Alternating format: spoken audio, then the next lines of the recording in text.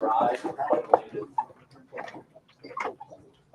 pledge allegiance to the flag of the United States of America and to the republic for which it stands, one nation, under God, indivisible, with liberty and justice for all. Start with the roll call. To my right, Justin Doyle. Dan Moore. Andrew Greenwood. James Russell. Half core. Mr. Stone.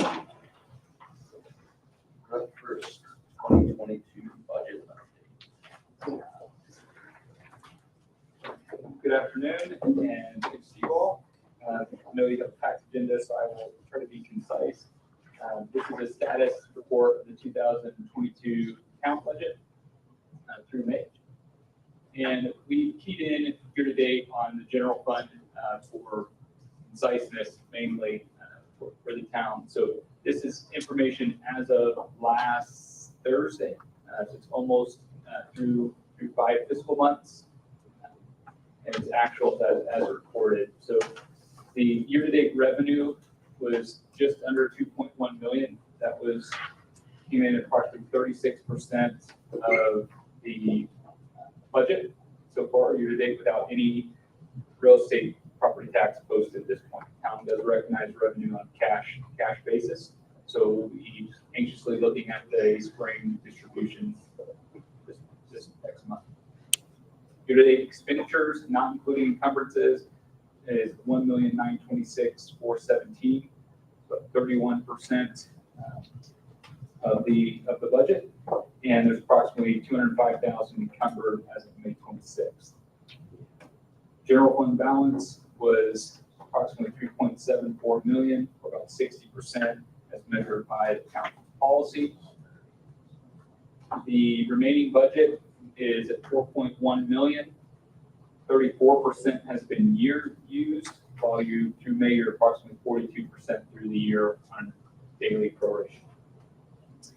Net assessed value 526 million, up 12.75% year over year.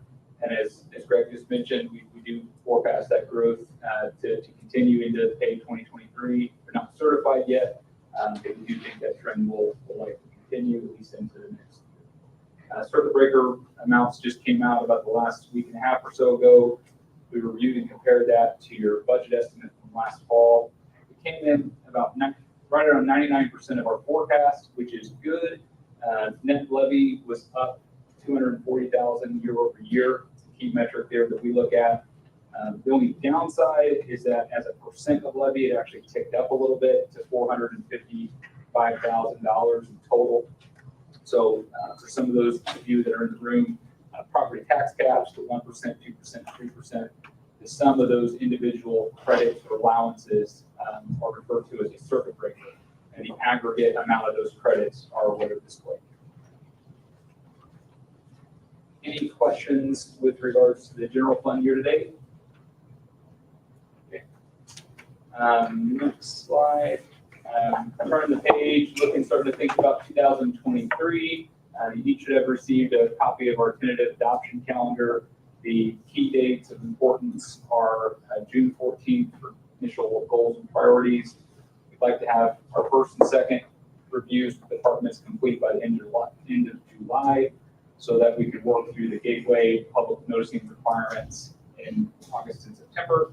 And then to date, the 3 dates you see at the bottom are very tentative in nature at this point, but directionally we're looking at a tentative budget adoption, at least public hearing and schedule adoption at the September 27th council meeting and the October 11th council meeting respectively. The actual hard date that the state requires us to adhere to is November 2nd. Last but not least, as far as the kind of North Star financial planning efforts, a lot of the actions relative to other items you have on your agenda, both the cumulative capital development, rate reestablishment, as well as the park financing plans, all tie into this. Really at the highest level, we're mostly just trying to make sure that rather than looking at one transaction to the next, the overall tax rate of the town is really what we're really wanting to make sure we keep a keen eye on and make sure that in these periods of growth, through managing that as well, so that 5 years from now, 10 years from now, the tax rate's sufficient to be able to provide those services. Anyway, again, I promise to be brief.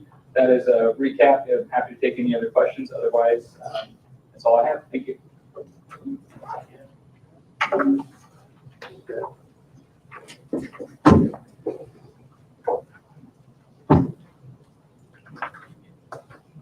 Mr. President, I'd like to make a motion to approve a letter of intent to be signed by the president for a new HR position. First by Mr. Romell, second by Mrs. Qualls.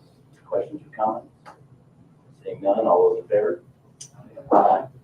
5-0.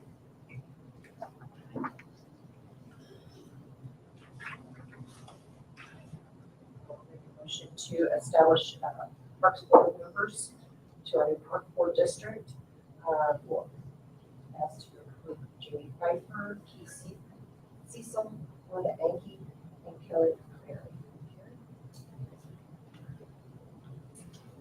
I didn't hear the last name. McCary, McCarry. Thank you. I have a first by Mrs. Qualls, second by Mrs. Moore. Any questions or comments? Seeing none, all those in favor? Aye. 5-0. Mr. President, I move that we, by consensus, allow Baker Tilly to start looking at scenario 1 for the preliminary part. Good. Consensus? Good. Consensus? Yep. All right. Ordinance 2022-09, amending the zoning map from AG.RR.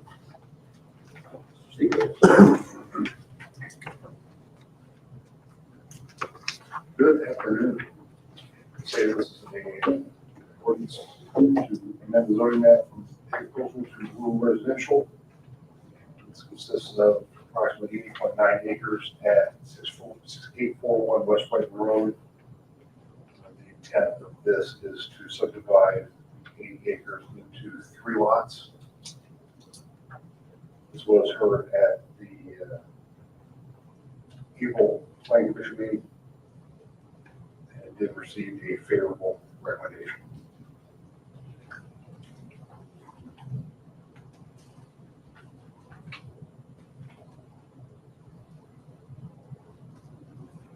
Mr. President, I move that we adopt ordinance 2022-09, amending the zoning map from AG to rural residential. I will second. I have a motion by Mr. Doyle, and a second by Mr. Romell. Any questions or comments? Seeing none, all those in favor? Aye.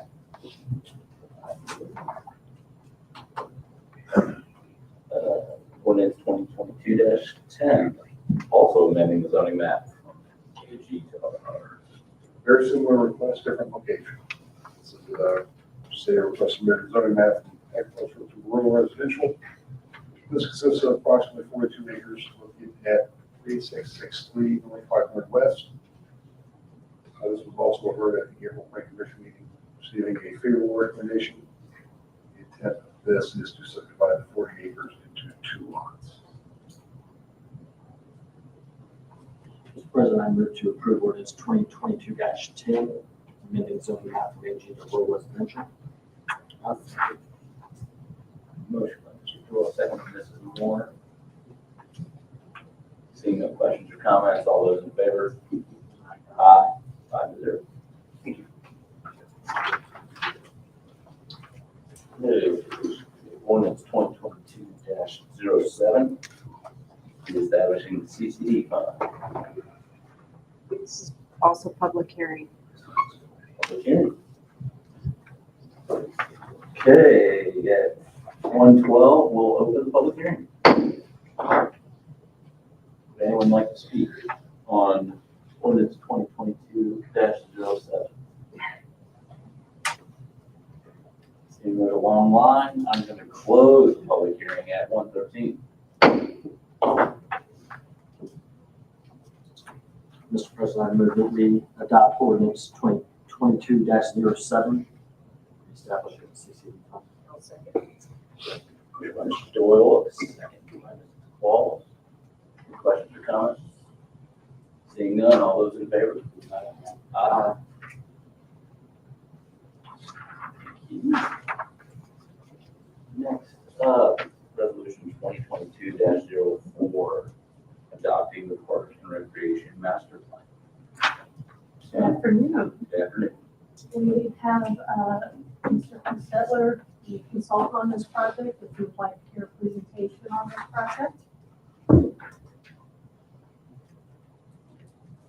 Sure. Come on up.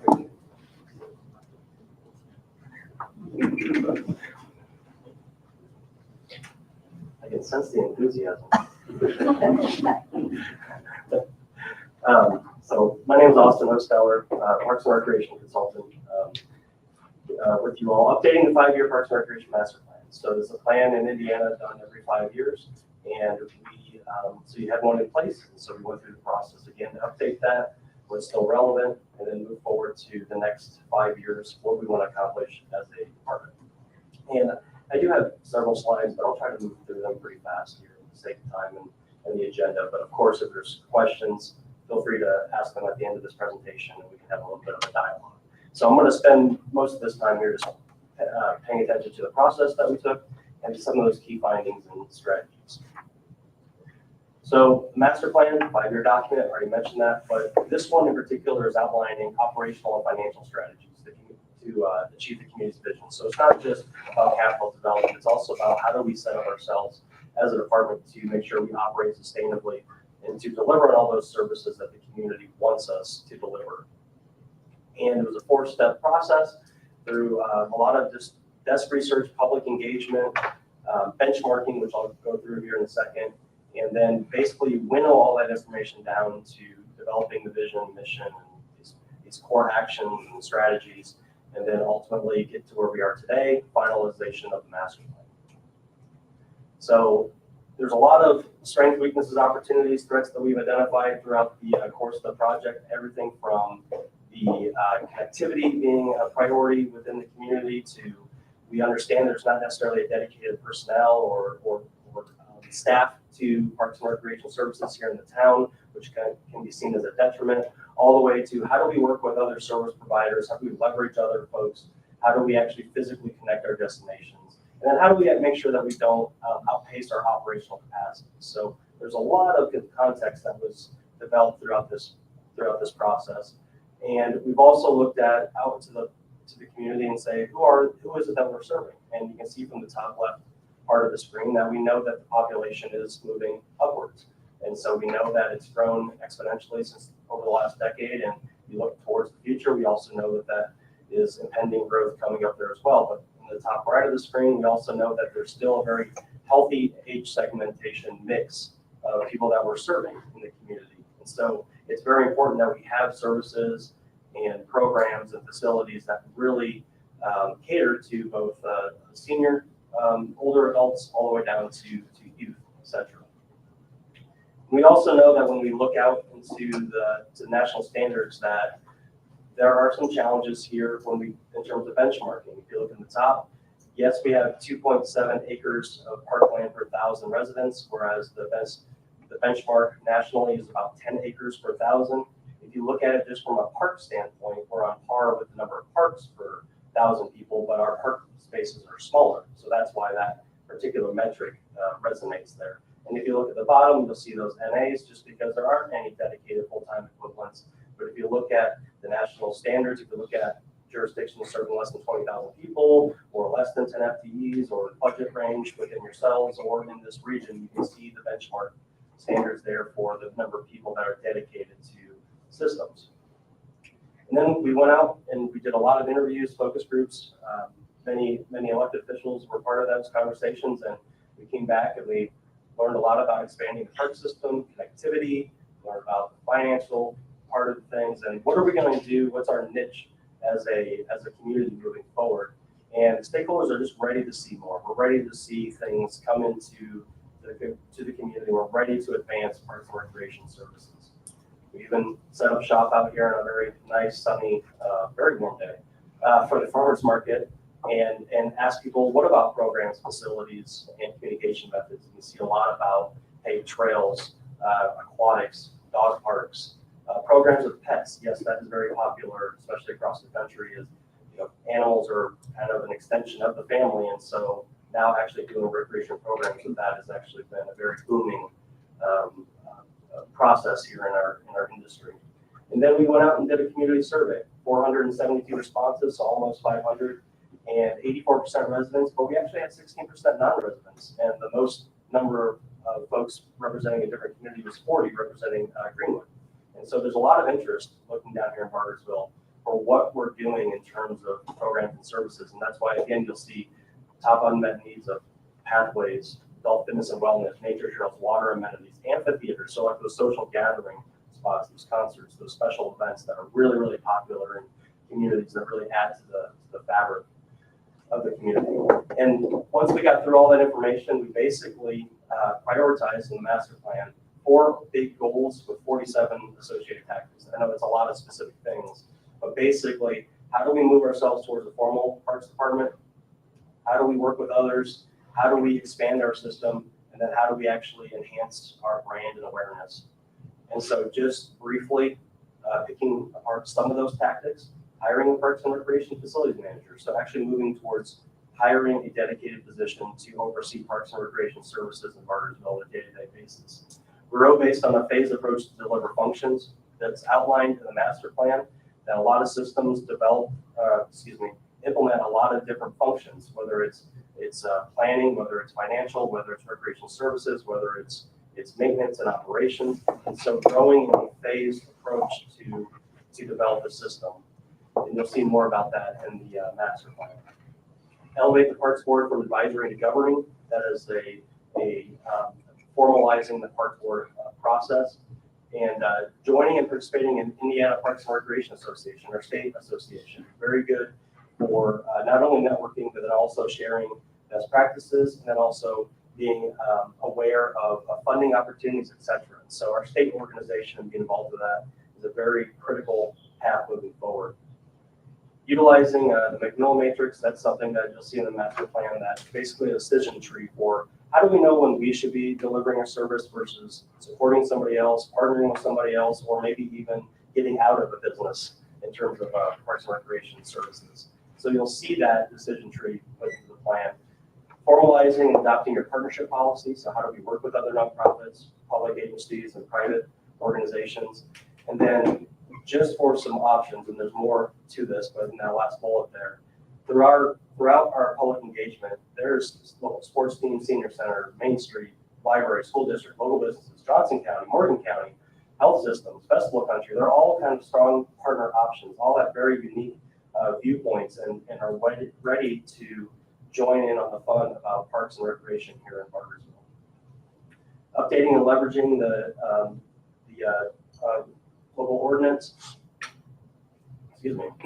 adopting land acquisition philosophy and criteria. And those first two kind of go hand in hand, because how we work with developers and how we actually acquire land and how we develop our pathways in the greenways system, those are all kind of interconnected. So actually it's the top 3.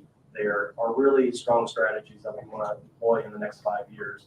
Completing Kephart Park, adding destination amenities, and we see destination, it's not necessarily, we're talking about sports arenas and field houses, et cetera, but think about when you put in playgrounds, can you put in nature play? Can you put in some destination playgrounds? What is unique that we're going to put in here in Bargersville that's going to make people come down or stay within the community in terms of the recreation services? And then utilizing other financial sources and looking to see what we can leverage over the next 5 years, especially when it comes to our impact fees, build, operate, transfer models, existing taxes that are in place, and friends groups. And lastly, collaborating with the realtor industry as we get more populous as a town. This is how are we going to make sure that we're the forefront in the minds of people when they move in. Just for an example, helping a friend move over the weekend, and as soon as I open up their mailbox, what's in there? Welcome to the neighborhood. Here's all the fun things you can do. So how do we get to be involved in that? How does Parks and Recreation get to be right there at the forefront when people move into town? And that also goes on to how do we update our social media, our revamping our website, and how do we develop an intentional way to engage with landowners? So when it comes to pathways, trails, land acquisition, et cetera, how do we make sure that we're being intentional and everybody understands the vision for what we're doing as a system. And so that's it is brief, I promise, even though that took probably like 10 minutes. But it is a brief kind of rundown of the master plan. You'll see a lot more specifics in the actual document, but there's a 2-page implementation plan in there, and that's how you can basically pull that part out, and that's how you really implement the master plan, the specific tactics. So, questions?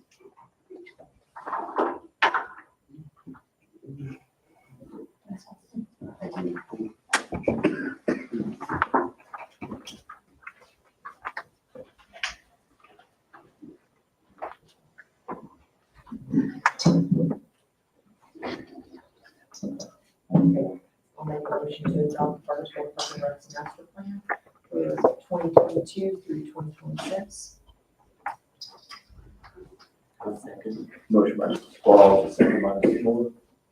Seeing no questions or comments, all those in favor? Aye. 5-0. Resolution 2022-05.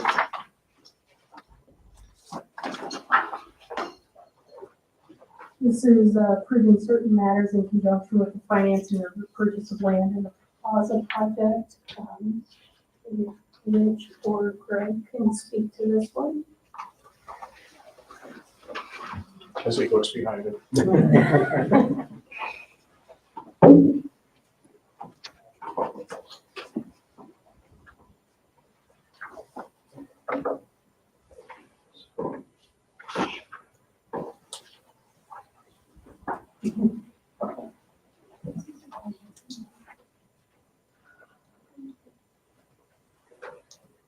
Hi, I'm Rich Starkey, law firm of Morrison Thornburg. We're bond counsel on this transaction for the RDC. So the resolution that's before you is to approve the financing of the bonds that will be used to purchase land, and also some of the proceeds used for the Plaza project. So as I understand it, and I think Greg could speak more to this on the amount of land that needs to be purchased. What's the latest as far as how much we need?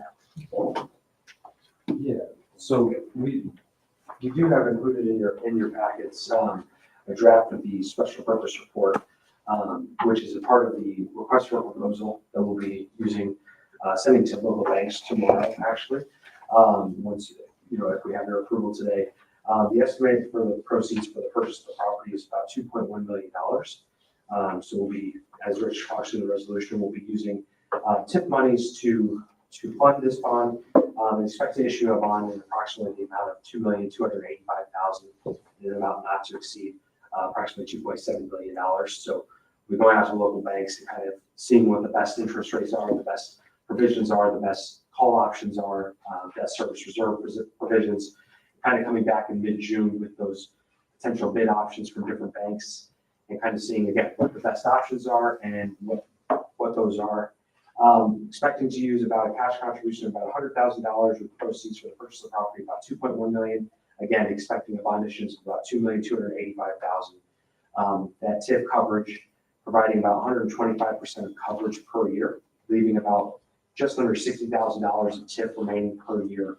So we would never expect you guys to have to levy a property tax on this bond issuance, which Rich will talk through in this resolution. But again, we expect the TIF from these TIF areas that the bonds are expected to be used from to pay this annual debt service on the bond issuance. It's approximately a 15-year bond issuance for this. Can you please, for everyone's edification, can you clarify that this is actually the RDC's budget, coming out of the RDC's funds, not out of the town's funds? Yes. So this is going to be expected to be paid from tax increment. So this is TIF revenues that is going to be expected to be paid from the industrial park and Whiteman Road, State Road 135 allocation areas. The bond is payable from a special benefits tax, but again, the expectation is to never need that special benefits tax. It's really the expectation is to use that TIF, which is approximately $260,000 to $275,000 per year, is that TIF monies, and an annual bond payment of about $210,000 to $215,000 per year. Again, leaving the RDC that approximately $60,000 left over per year for other expenses for other projects. So that is what we've structured the bond around, as it stands currently. So as the bids come in, that bond amount could adjust slightly. If we get better rates, if we get better things, it could go up slightly to reduce that cost contribution. It could go down slightly if it's slightly higher. But yes, you're exactly right. So that the TIF money, we've structured the bond so that the TIF money is expected to be able to cover the bond throughout the life of this bond issuance.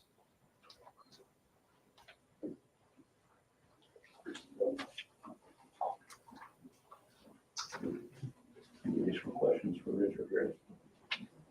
I would just say too, that as part of the statutory process, the reason this is coming before you, even though it's an RDC bond, is that the statute requires the council to give its approval for any bond issue that the RDC does. And they've already approved.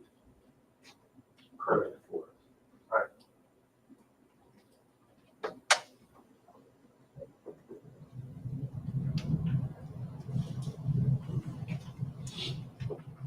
I move we adopt resolution 2022-05. Motion by Mr. Doyle and second by Mrs. Walls. Questions or comments? None, all those in favor? Aye. Do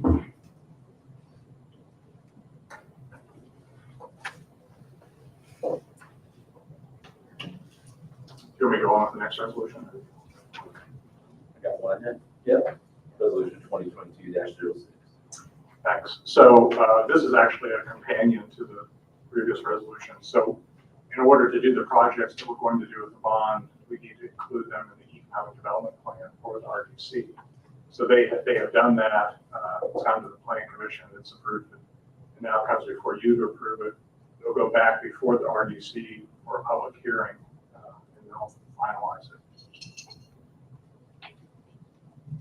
So this is just setting agreeing to the area being an economic development area. It's agreeing to the new projects, yeah, so the land purchase and the plaza project. Any questions? I'll make a motion to approve resolution 2022-06. Motion by Mrs. Paul, second by Mrs. Moore. Questions or comments? Seeing none, all those in favor? Aye. Thank you. Okay.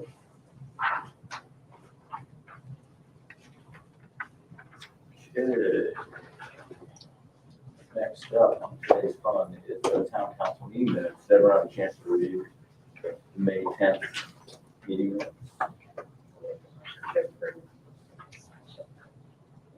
Make a motion to approve May 10th council meeting minutes. Second. Motion by Mrs. Paul, the second by Mrs. Moore. Seeing no questions or comments, all those in favor? Aye.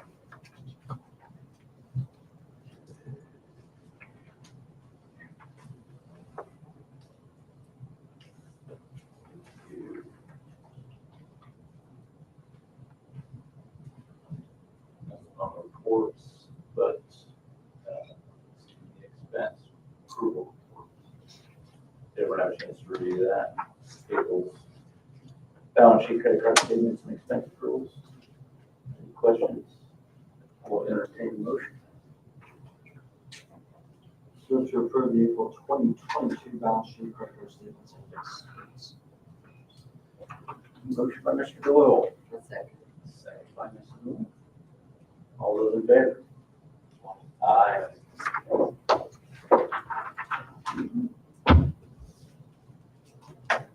Next up, comes back up. Yes, sir. First item I have for you today is our 2022 road inventory and preliminary priority recommendation. Mr. Carlsgard is here to discuss that with you.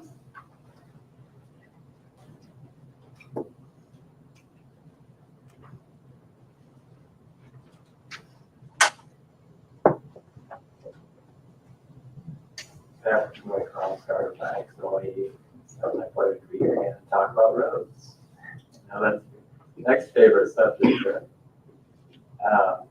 Actually, we had a rather lengthy discussion and last week, and Susie and Dan were able to attend, and I was able to describe quite a bit of the process and some of the things that go on behind the scenes and coming up with prioritizations and how we work through the that process and pavement management philosophy that we've utilized for years, trying to have a professional level of analysis and decision making that you can provide to the constituents and understand how we are making those decisions. So we did have the two options that were more or less included with the packet last meeting, and I'm certainly willing to talk about that. Julie said I had about 5 minutes instead of what, the hour and a half, but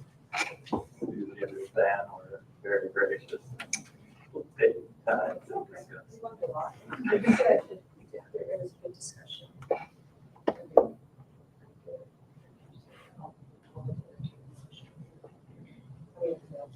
I'm not entertaining one. You can entertain one more.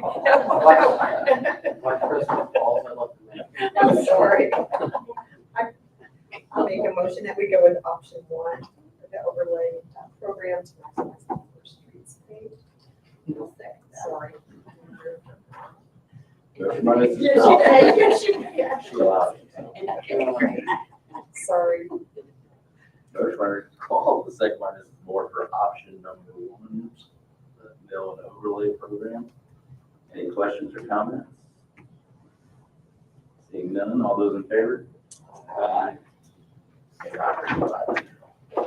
you very much. Yes, thank you for your input and walking us through that process. If anybody wants to talk about it any further, just let me Very know. exciting. That's awesome. Very exciting. Thank you. The next item I have is a request for scheduling some training for our staff. We do this about every 2 years. And so what you have is a request for 5 sessions of training. Not sure if it will take 5, may be able to get all of our staff in 4, but I would like to get approval for 5. This is covered in our safety budget.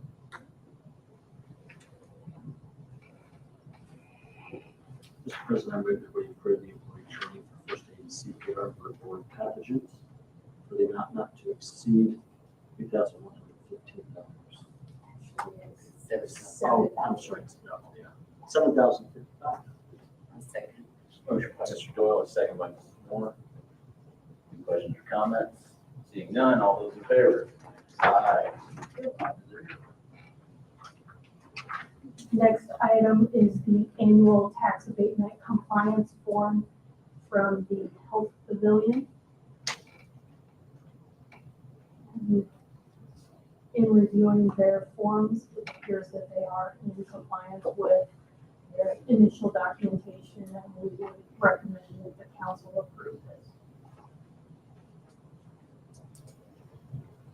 I'll make a motion to approve the tax abatement compliance form for the health pavilion. I'll second that. Motion by Mrs. Call, second by Mr. Rommel.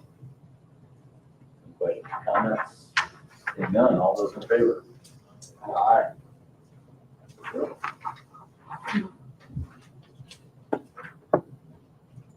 Next item, we have several change orders on the police department project. And we have our representative from Hagerman here as well for an update. Come on up. Great.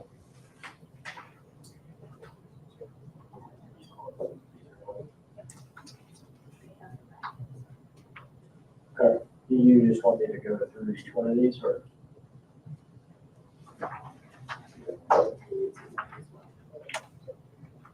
Yeah, we have to approve each one, so why don't you just run through them quickly? Okay. Yeah, PCO 10 is a change order in relations to temporary roads that we did out there throughout really fall, winter, $20,000. I don't know if I'm going in your order, but it's PCO 24, that is an ASI where additional hangar needed to be added on the front entrance for support of some LVL beams. PCO 26, this is our sump, our wonderful sump basin we had to put in the basement.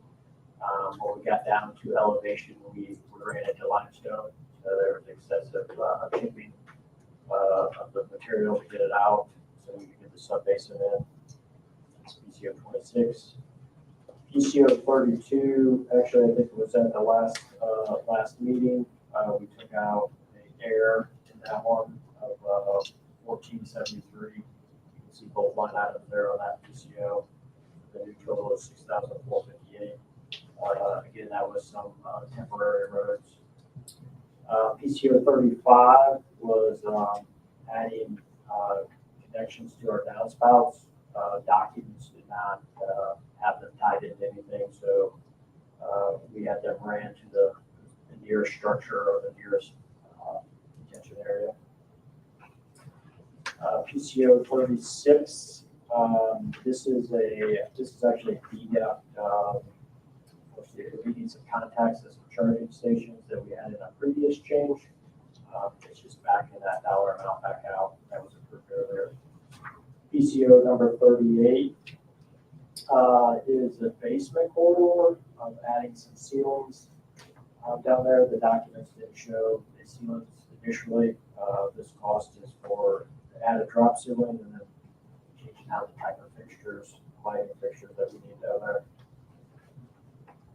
PCO 39 is added regulators. The service was provided in 2 PSI service. The furnace is required to have some step down secondary regulators added.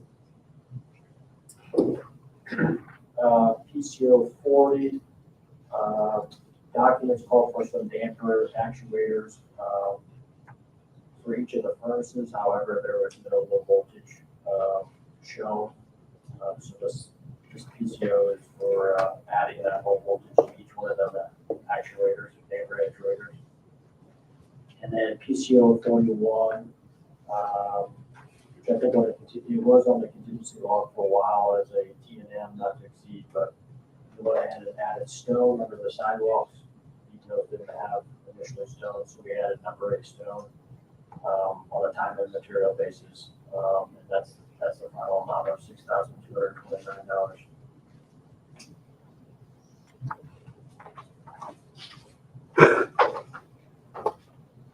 Any questions with them?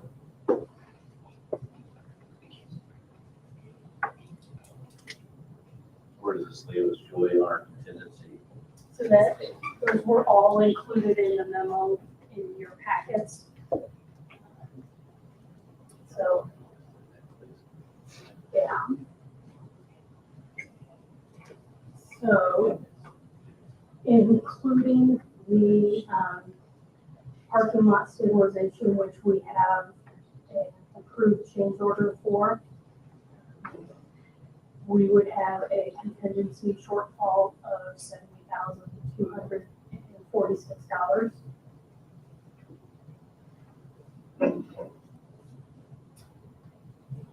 And the value of that stabilization is $40,650. We are hoping not to do that parking lot stabilization. Yeah, so we did a proof roll this morning. The front lot and the drive all passed. We still have some failed areas in the back. We have another proof roll scheduled tomorrow at 1:30. Hoping that it has some time to dry out and we can reach it back to the proceed. Cross our fingers. So, what we presented to you, 2 scenarios. One, we're not going to need stabilization, and in the second one, we would need stabilization. So, in scenario 1, with without stabilization, we would be able to use the excess bond proceeds, of which we have 94,000, and the remaining would be able to cover the shortfall. If we have to do the stabilization, then we would need an extra $10,000 from other sources.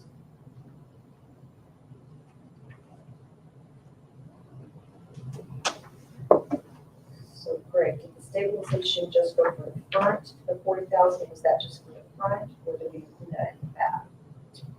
No, so the stabilization price previously was for the entire site. For the entire site? I think it was based on 3,000 square yards at that time. What's the chance of more change orders? I don't know, hopefully not, but I don't think there's maybe one small one out there that we're waiting on final numbers, but I think everything else has been approved.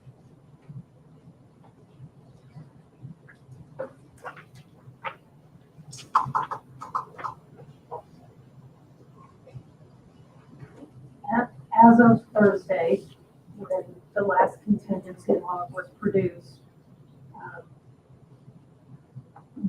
and we included those numbers in this calculation. So there are 2 additional change orders that you have not seen, but they have been included in this calculation.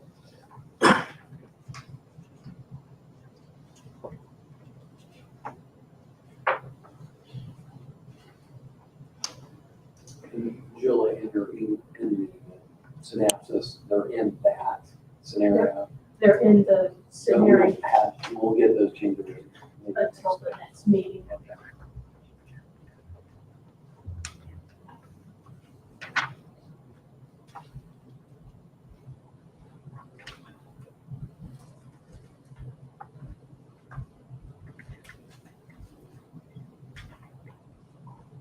Mr. President, I move to approve change order PCO 036, the amount to us of $3,873.94.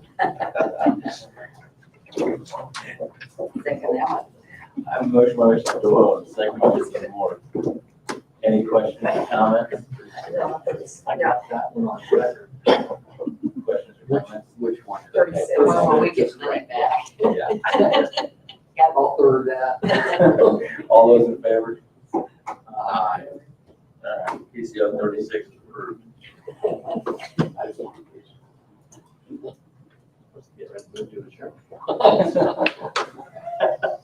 Make a motion to approve potential change order number 10 in the amount of $20,000. Motion by Mrs. Moore, a second by Mr. Doyle. Questions or comments? Seeing none, all those in favor? Aye. Make a motion to approve potential change order 24 in the amount of $1,649.02. Second. By Mrs. Moore, second by Mr. Doyle. Seeing no questions or comments, all those in favor? Aye. Motion to approve change order number 26 in the amount of $11,122. Second. Motion by Mrs. Moore, second by Mr. Doyle. Seeing no questions or comments, all those in favor? Aye. Make a motion to approve change order number 32 for $6,458. Second. Motion by Mrs. Moore, second by Mr. Doyle. Seeing no questions or comments, all those in favor? Aye. Make a motion to approve change order number 35 in the amount of $11,820. Motion by Mrs. Moore, a second by I'll second Mr. Rommel. Seeing no questions or comments, all those in favor? Aye. Justin, you already took care of the next one. Yeah. it. Change that one again. Make a motion to approve change order number 38, the amount of $9,539.48. I'll second it. Motion by Mrs. Moore, second by Mr. Rommel. Seeing no questions or comments, all those in favor? Aye. Motion to approve change order number 39 in the amount of $957. Second. Motion by Mrs. Moore, second by Mr. Rommel. Seeing no questions or comments, all those in favor? Aye. Motion to approve change order number 4 in the amount of $1,105. 40. Second. Change order 40, 40. Did I say 4?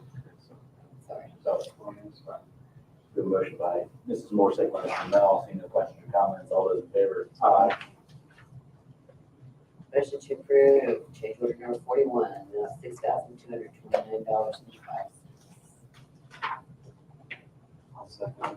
Last but not least, the motion by Mrs. Moore, second by Mr. Rommel. All those in favor? Aye. Need a motion to approve the successful roll test for tomorrow? Yes. So moved. Please. And no rain. Yeah, no rain. Before the rain. Thank you. Thank Thank you. you, guys.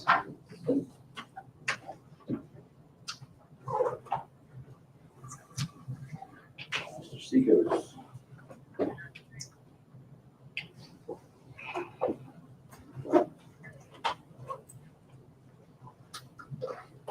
Good afternoon again. So I have a request by Gospel Grove Church, which is in conformance with our special event policy we had in 2020, ordinance 2020-24. This is a request to hold Vacation Bible School in a portion of Williams Park, July 18th through the 21st from 6 to 8 p.m. daily. This is at council this afternoon as the policy directs. The council must approve use of public property. So we have a tent at the entrance of British and one on every corner of British. Open area. Yeah, I believe it's the north part. Because the rest of it is drainage swale.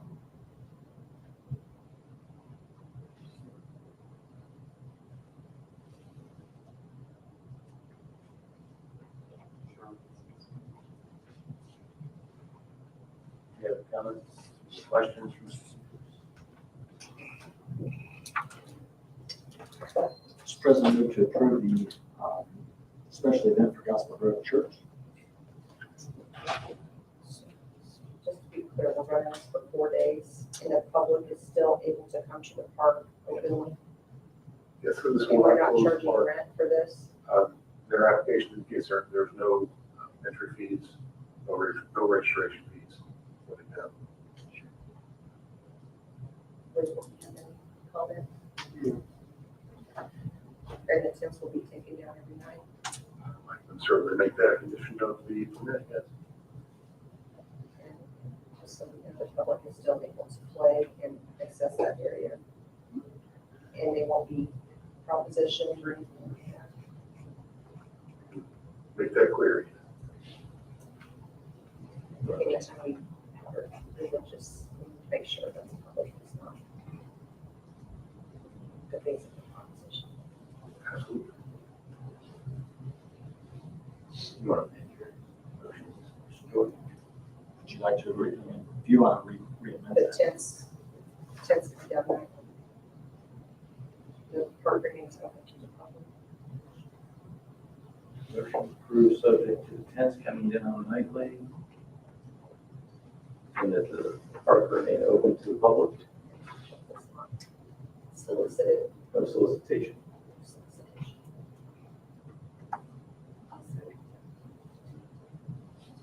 Motion by Mrs. Call, second by Mrs. Moore. Any other questions or comments? Changes? You want for the training? Well, All those in favor? Aye. thank you.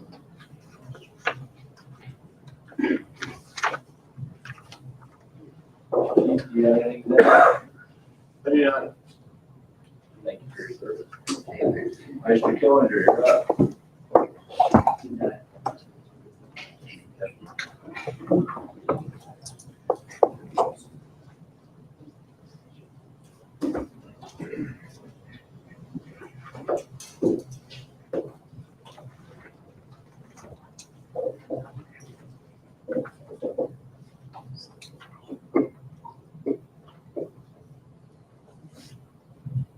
Afternoon. The first item for you today is a request for an increase in our task order strand for the water side. So if you recall, maybe 45 days ago or 2 months ago, we made the decision to use a lot of that budget to get our water model up to date, to get some projects through. And we're almost complete with that calibration of that model. But in doing that, we consumed a lot of that budget for just normal review of water projects and so forth. So we're here to ask for an additional $10,000 to raise that purchase order for future engagement during the projects. Kevin, I see that we're pretty over budget here. Is that because some of the bond funds have not gone back to reimburse for? Yeah, we need to reconcile a lot of our purchase orders that were initially made before the bond funds came in. So there's going to be some shifting, which will clear up a lot of the operating budget for Put you back in the right spot on our budget. I would assume that we should be all right with this $10,000. I mean, the $10,000 is within the budget that you have once all those reimbursements go through. Right. Using a pie chart Rory stepped out, so I don't know the history of the pie chart. anymore. The pie chart. Okay. Do you want the pie chart? What's that? Do you want the pie chart? I can recommend, ask her. No pie for Susie. No pie. Maybe the minor things. Okay. Mr. President, I'll make a motion to increase task order from 25,000 to 35,000 for Serene. A motion by Mr. Ramell, a second by Mrs. Walls. Seeing no questions or comments, all those in favor? Aye. Thank you. Next item is approval of a concept of our mass meter swap for our water meters. So for this year, we budgeted $500,000, and just like everything else, everything is on long lead time for parts and so forth. So we have two agenda items today. One is approval of our mass meter swap program. These funds will probably not be expensed until 2023, but we need to get our name in line to place this order for swapping out meters. And then your next agenda item is for the monthly allotment of meters that we've been doing. But this wouldn't even start probably until November for lucky, could be later. But right now, I think the manufacturer's saying early 23, is that correct then? So this is to get a commitment with the supplier that yes, we're going to do this. We will draft a purchase order. Obviously the 872 is over at 500,000, but we're going to do it over 2 years, and we'll make sure the 23 budget will account for that additional $300,000+ that it's going to be over.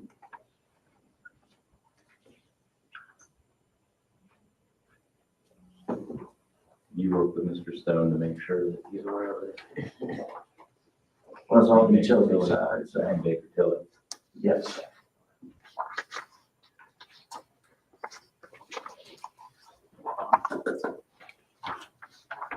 So that 872, is that a down payment? Is that funds going out the door? That is, funds wouldn't go out the door until they hit our dock. Again, if something were to happen where they are receive their parts ahead of time, or maybe an order drops out of the system, we could be called up early, but not 872 for sure. So You're just watching our pricing at this level. yeah, yes. And Ben, I don't know if you want to come up and kind of explain the pricing and our quantity discount that we get. Yeah, I can be brief, especially if you have any questions, but I've been with Utility Supply Company, been working with them for about 16 years and worked with you guys ever since I started. So commodities, raw products, raw ingredients to make water meters, they're bronze body, they're made in Alabama, still on our soil. However, importing raw materials and accessing those have gone up by about over 50% the past few years. So in efforts to try to maintain your growth and your replacement idea to keep revenue coming in, because the water meters are the only thing that actually bring in revenue.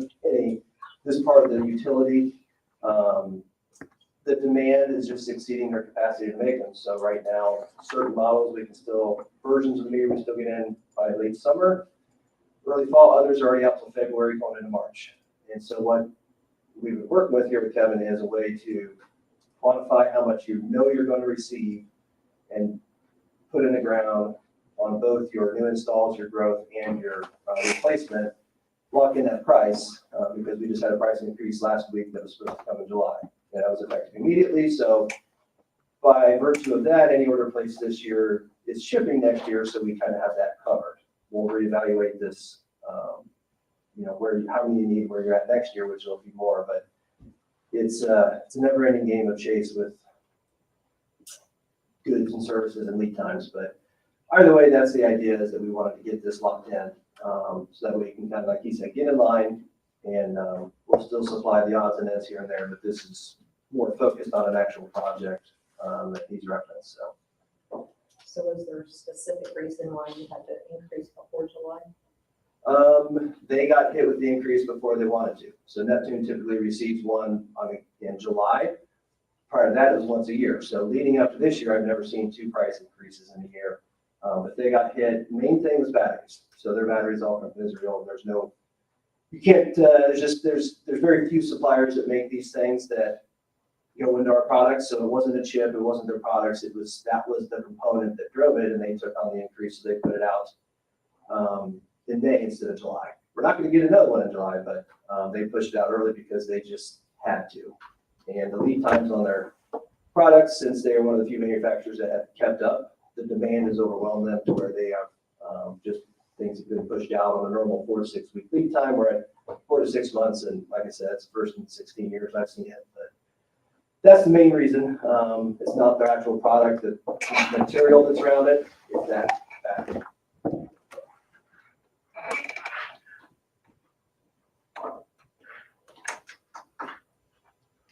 Any other questions?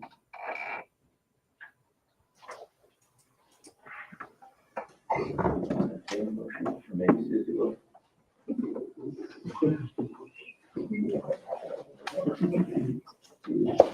Make a motion to approve the mass meter swap out for the water system in the amount of $872,225.48.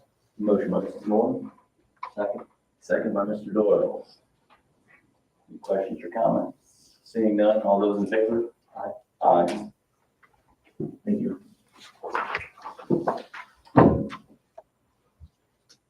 And the next one, again, is the monthly allotment of meters. So, as new homes are built, they pay a certain tap-in fee, and money coming in, and then going right back out as we buy these meters. So this is, again, get ourselves in line to reestablish that 48 meters a month. This may not start until towards the end of the year.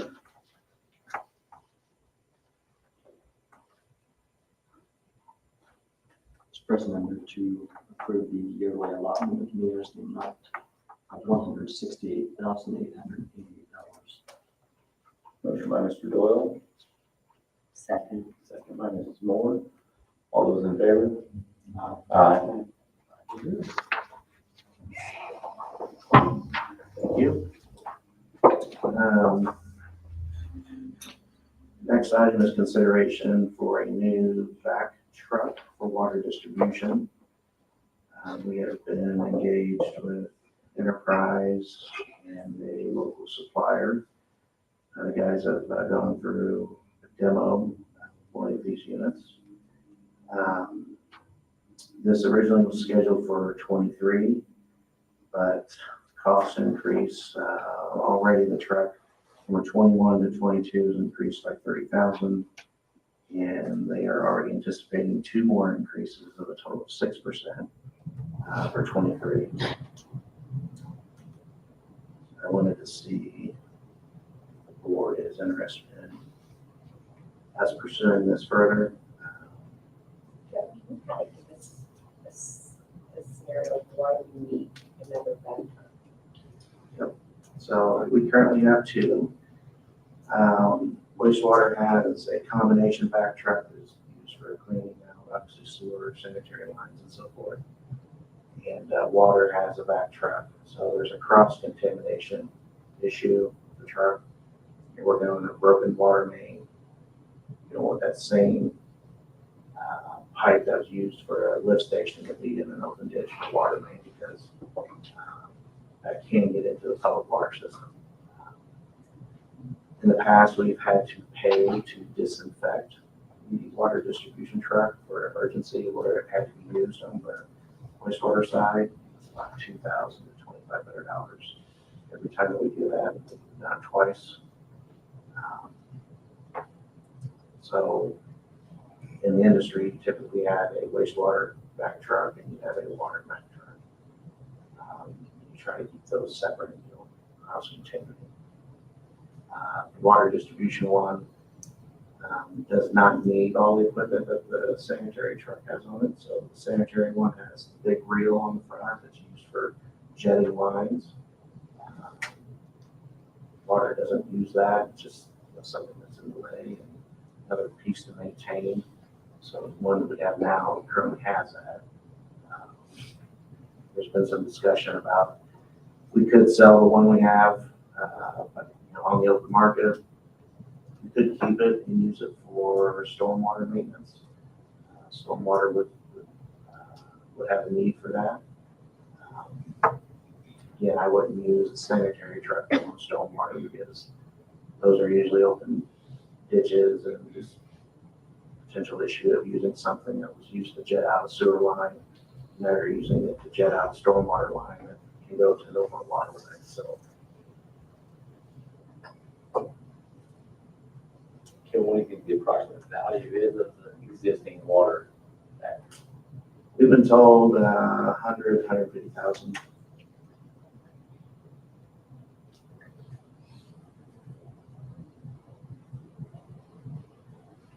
How old is it?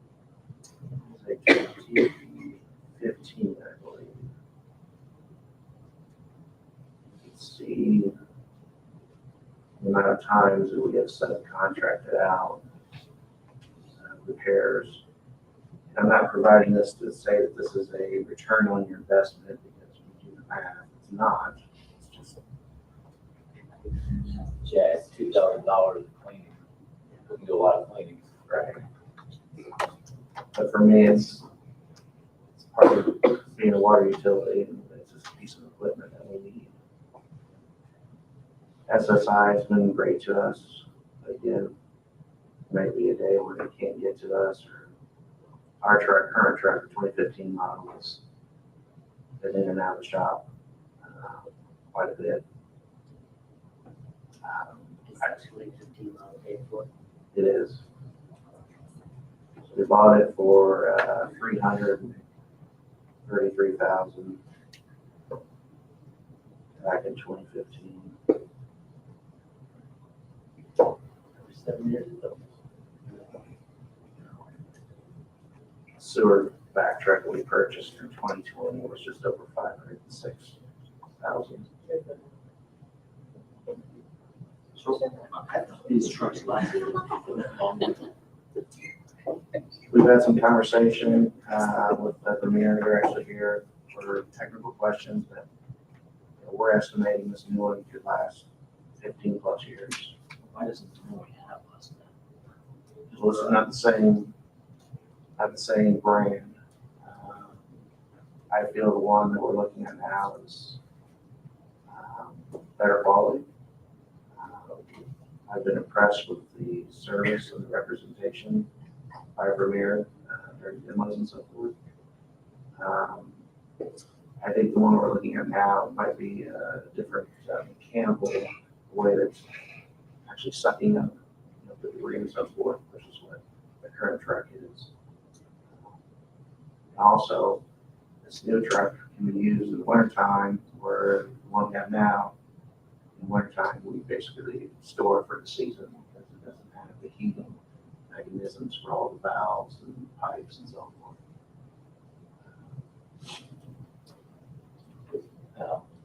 Stormwater have it in their budget to buy that.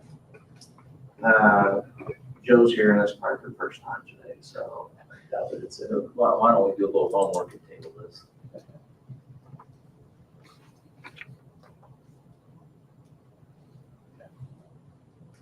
What's next?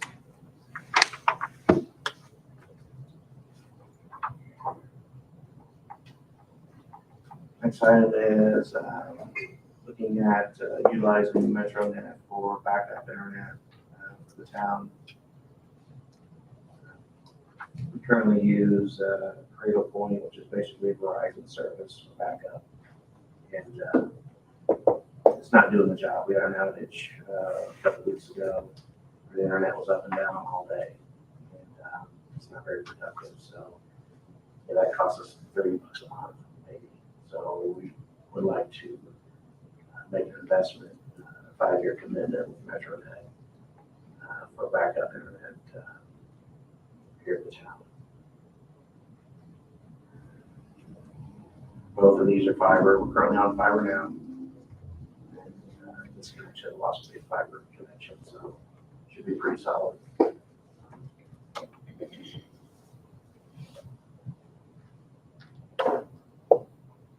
What are we spending now, Kevin, and we'll spend how much a month?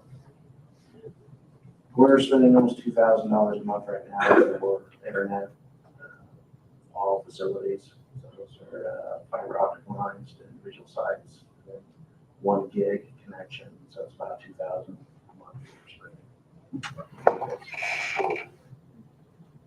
And then are we removing anything by doing this? We'll remove the $30 a month. And it'll be 200 something bucks a month. $299 right for 5 years. Before it goes up.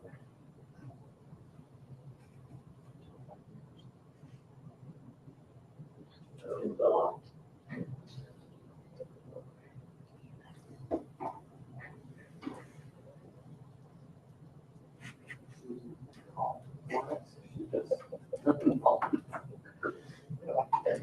any additional questions?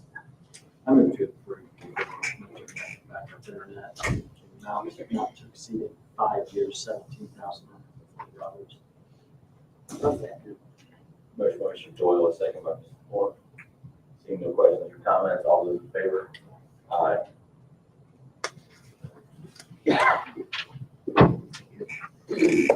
Next item is hydraulic model for the wastewater side.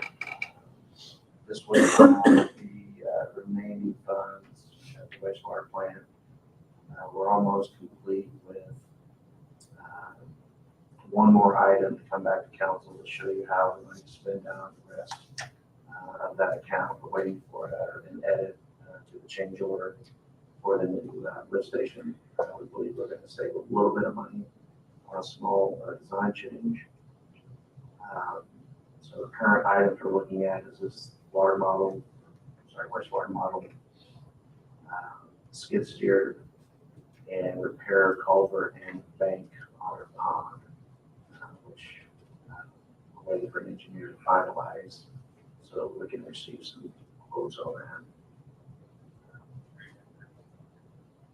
I would say by the next admin meeting, you'll have a spreadsheet showing all the revised numbers and how we plan to zero out that loan. The bond. Yeah, on the wastewater. Today, you have one of those items in front of you. About every week, we receive a phone call for asking if this lift station has capacity, or does this force main have capacity? And it's a good benefit if we can incorporate this model.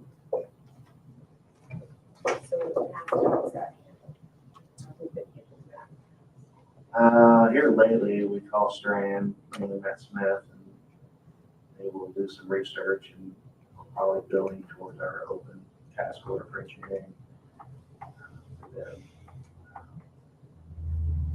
some of the lift stations, the newer ones, the data is pretty up to speed, but we're getting calls on some of these older ones that have not had any development in quite some time, so. Matt, might want to come up. Everything I might have missed on this.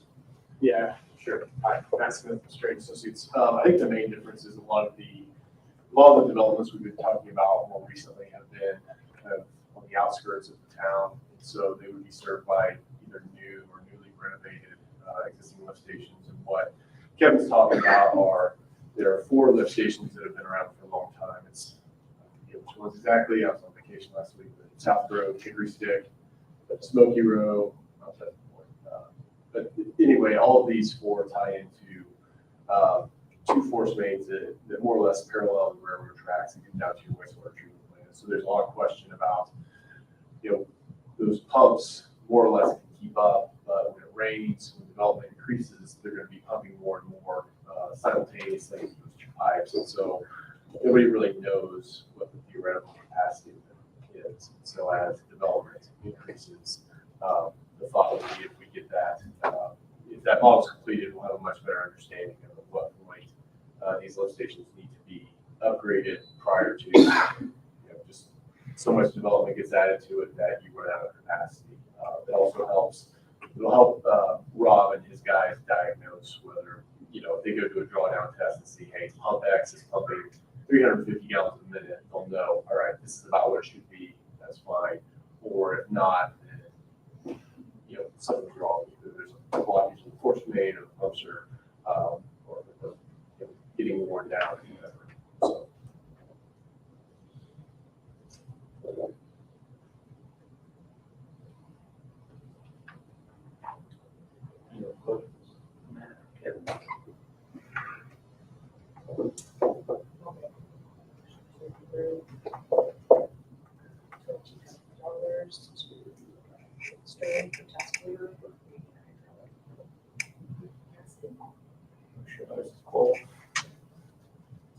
Second by Mr. Doyle.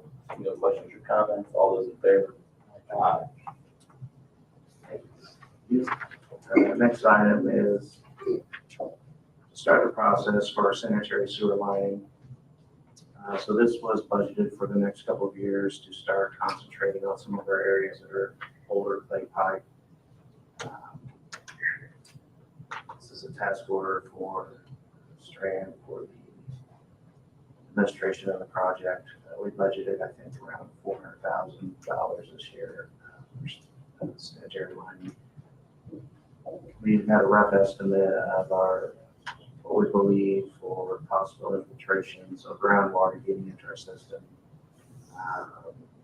It's costing us around $290,000 a year, chemicals and pumping costs and so forth. So we want to make a solid effort here next few years to do sewer lining basically in 3-notch, and then move over to immediate downtown area. This will kick that off if we choose to approve this today.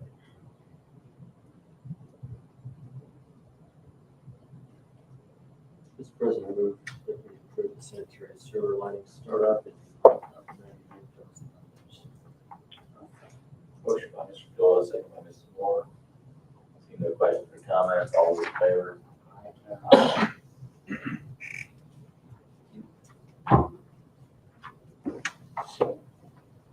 Next item, I get to take a break for a little bit. Kevin Shelley is here to give you the quarterly update on our electric system.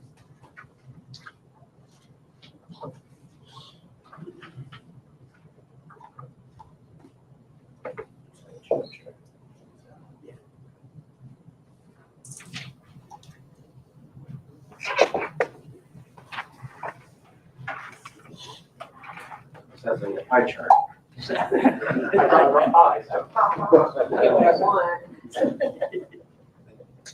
Apologize for the last minute handout. I was out sick last week and this is the deadline to get things turned in for you guys. So apologize for that. starting off, I know the agenda said first quarter, but we actually ran these numbers for year to date through last week, so it's a little bit beyond the first quarter that's on there. The first what page we usually start with, I won't bore you by going through all the numbers of things we've done through basically end of May. Is there any questions on the counts of disconnects, reconnects, security light repairs, all that on the list? Is there a reason security light repairs are so many? Are they outdated or was in the LED? They're outdated. Mr. Killinger and I have been working on a plan to replace security lights with LED lights. Hopefully we're going to be able to get started on that soon.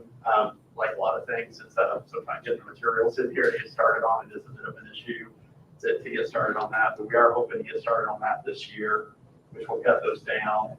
And basically the agreement that I believe we talked about in the past, that it's been a little while from the town council is that Bargersville is going to pay for the material and JCRUC is going to donate the labor for changing out those lights because it will save us on some of the maintenance costs of not having to visit those lights quite so often. But yeah, the security lights do take quite a bit of time with the old style lights that are out there that aren't LED yet.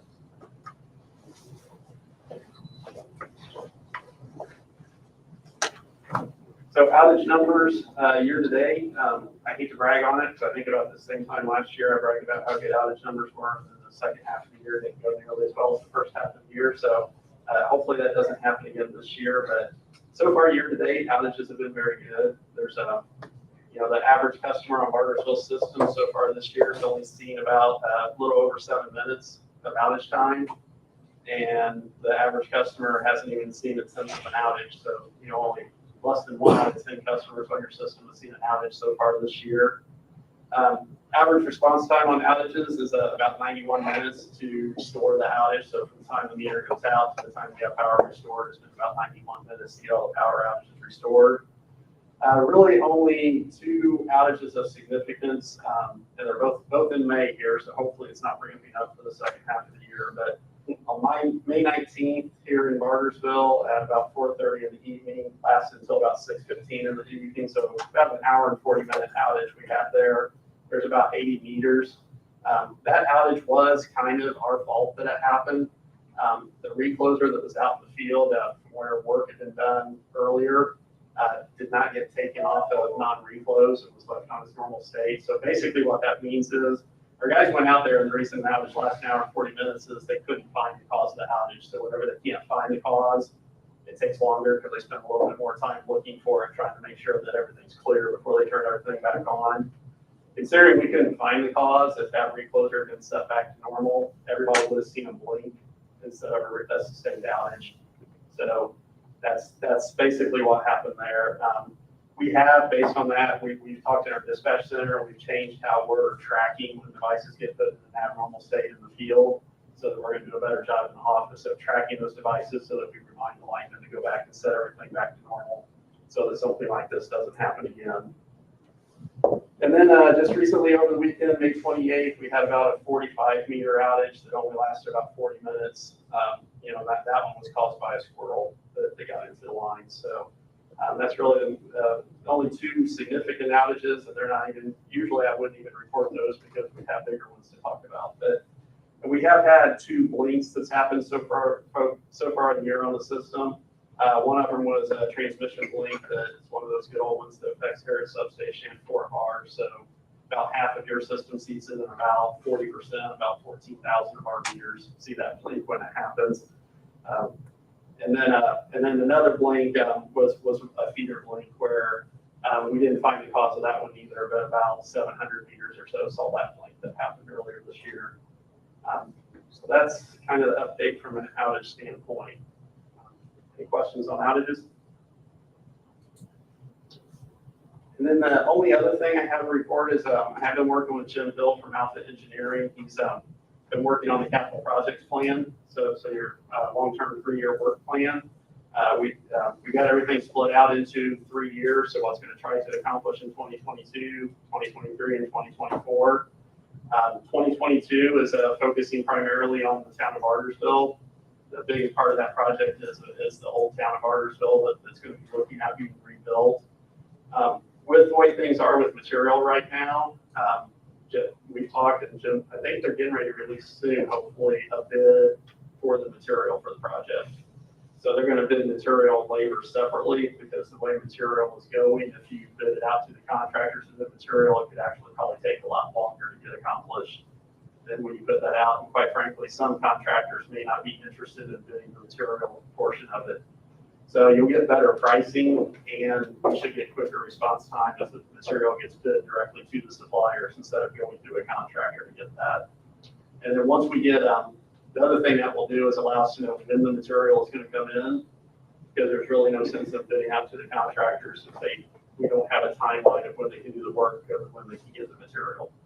So when they get that, everything will come in on job trailers. Probably the first one we'll be looking for Bargersville, somewhere in the town of Bargersville, to store that, because it doesn't really make sense for the contractors to drive up our office up there in Franklin to come back down here to Bargersville to do the work to get material.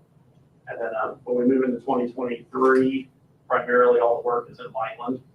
So on that one, we'll probably have the job trailer stored at our facility since we're so close to Whiteland. It'd be easier for contractors to work with. Any questions about capital projects? Any other general electric questions I can answer while I'm here? Thank you for your time. Thank you.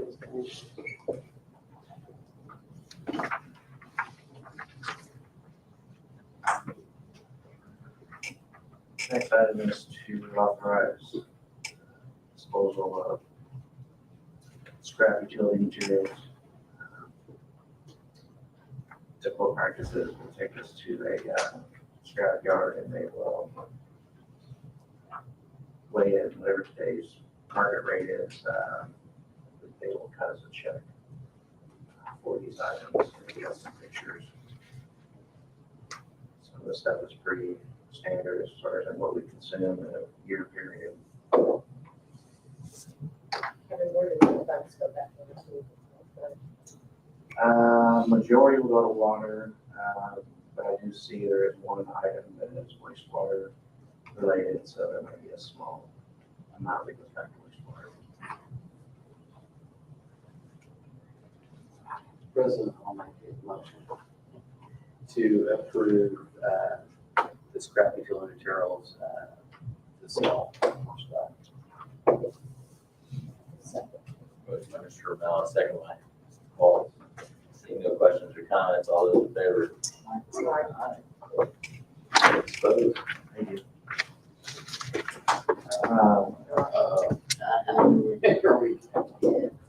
We do have one additional item that Jim McNulty is here to talk about asset management.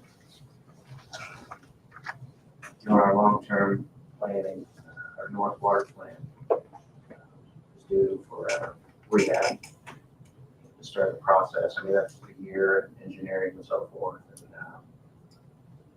acquiring the funds obviously takes some time. That's going to be another water bond that we'll take out. So I'm going to pass these out. Jim's going to talk about asset management and this PPR that we would like to combine, and then come back to council at the next meeting. Actual contractor test. Thanks, Kevin. Jim Melton's Tram. We've been talking about asset management for a while. You did it for your wastewater plant. You had to do it. And the reason this conversation kind of resurfaced a little bit is there's been a lot of discussion in the funding world with basically with the bill funding and infrastructure funding about monies coming to the states, which will get down to the SRF, to the various organizations. Now, whether that happens to Bargersville or some utility or not is yet to be determined, because there are economic factors that go into that. But part of many of those conversations is having an asset management plan. In the past, you kind of did it kind of after the fact. Now, in the future, you're probably going to do it beforehand, before you ever apply for any of those types of monies if it becomes available to you. So I just want to lay that out there.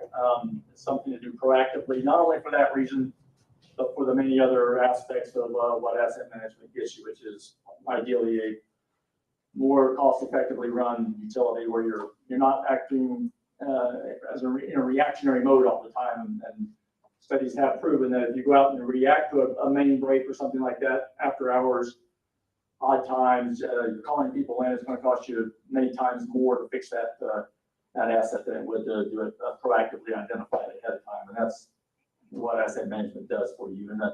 And I'm, maybe preaching to the choir here a little bit about that, but something to start thinking about in the funding world, especially. It was identified in the master plan, actually be done in 2019.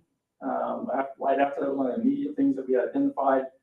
It is, I think, in your capital plan has been identified as a budget item in the past. With the water plant PER possibly coming up as well, you want to kind of combine those efforts because like a major PER like for a water plant will feed into that asset management plan, so you're not duplicating a lot of efforts, where they both kind of basically commingle, work together to kind of support each other. And it's something to start thinking about, and I want to talk to Kevin about a proposal to do that. But I want to give you a heads up about that, and some brochures here. And I've got a short, actually 10-minute presentation that goes into that in detail if you want to sit and listen to something a little bit more informative about that. But you've been through the process a little bit before. But this will be a whole utility kind of asset plan that would cover plants, pump stations, tanks, pipe in the ground, identify all those at-risk assets, and just kind of develop a schedule and a cost that you can then develop into more of a capital plan that's more informed based on those assets and their state and their condition right now. So I don't want to take up any more time about that. Expect to see that coming to you, and then we'll be available for maybe a future discussion about that. So that's all I got. Thanks. That's all I got. Sure. Yeah. Thank you. Anybody else have any updates? Oh, yeah, farmer's market starts tomorrow at 5 to 8. 5 to 8, right out here. If I may, Question. so Trent had to leave, so I'm gonna take the update on the trail project from him for today. The good news is he's now anticipating that the project will be complete the second or third week of June, weather permitting. So get to deliver the good news today. But the contractor is moving along well, and we expect they'll be doing surface next week. So cool. Great, man. Last update. Justin? No, I'm gonna make the motion to I adjourn. might be. Motion Beat up on me today. Motion to adjourn. Second by Mr. Will. We're adjourned. Thank you.